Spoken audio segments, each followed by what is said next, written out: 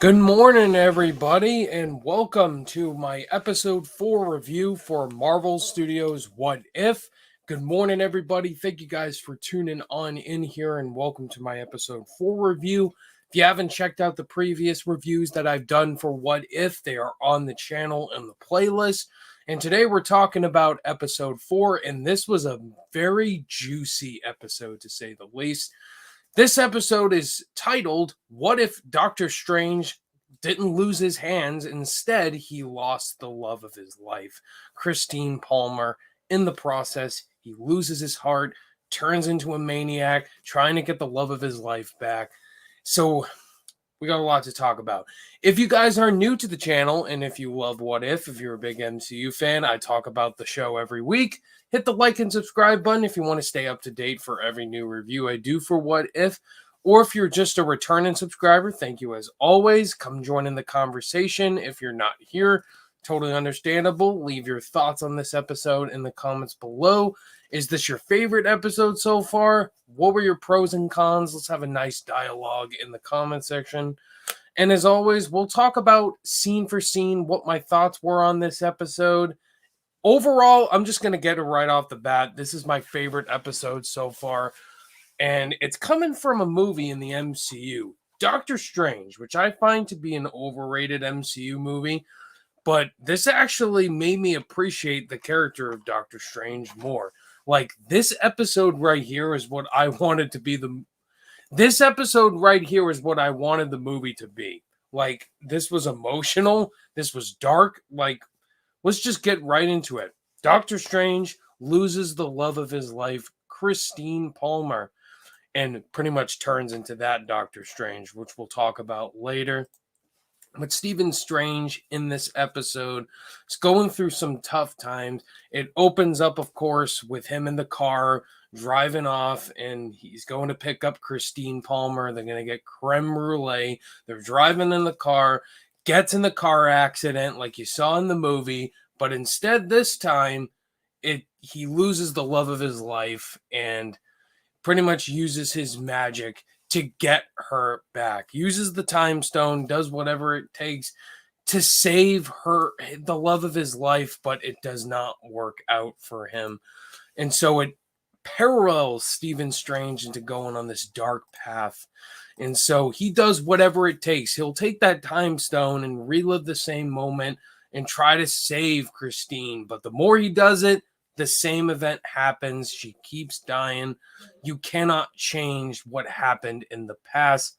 And every time he does this, the Ancient One comes in and interferes what Strange is doing. And she tells him that exact same thing. She's dead. Like, she's gone. You can't bring her back. Kind of like how the Avengers, like, you can't change the past whenever you went back in time in the future. Like, pretty much characters are dead, and Christine is dead in that moment, and Doctor Strange cannot accept that. And so the Ancient One tries to stop him, and then he just vanishes off and does his own thing. He's going to try to find the library, to try to find the spell to break that curse and bring her back. So Strange travels to this ancient library and finds the sorcerer. And so while there, he does everything it takes. He tries to find whatever spell book he can to try to learn this spell. And it's just sending him on this dark path, and meets this other sorcerer that is questioning his actions. And Strange is just performing the spell over and over and over again.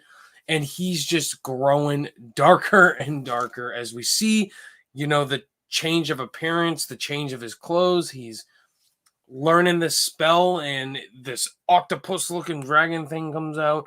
It's dark dimension magic, kind of like what the Ancient One warned Strange that whenever Caecilius, Mads Mikkelsen's character, he pretty much grew into that character, bringing dark dimension for Dormammu.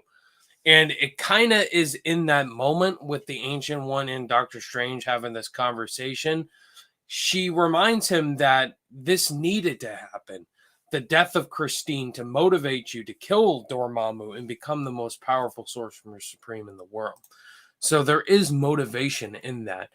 And so, kind of like we were expecting from the trailers, so there's two different versions of Doctor Strange in this episode. We see the regular Strange and the evil Strange. The evil Strange is the one that's pulling the strings, and regular Strange has to fight the bad Doctor Strange. So we do get Doctor Strange versus Doctor Strange in this episode, and you saw it in the trailers. These two people coming together, and you see, look at the clothes of evil Doctor Strange right here. I really like how it looks. It kind of looks like Jafar. Just Jafar would definitely wear those colors indeed, and they fight each other, and it's cool, nice action sequences and magic tricks with the Sorcerer Supremes. You know the abilities of Doctor Strange, so everything just clashed together in that moment right there. And evil Doctor Strange is like, we can save Christine, we can bring her back. But then he's like, no, it's in the past, we can't bring her back, you have to move on. And so they're fighting each other back and forth. And after that moment, the evil Doctor Strange pretty much takes over regular Doctor Strange right here in the moment, brings back Christine, and he looks like a really ugly looking creature. And what he's done, he's pretty much ruined everything.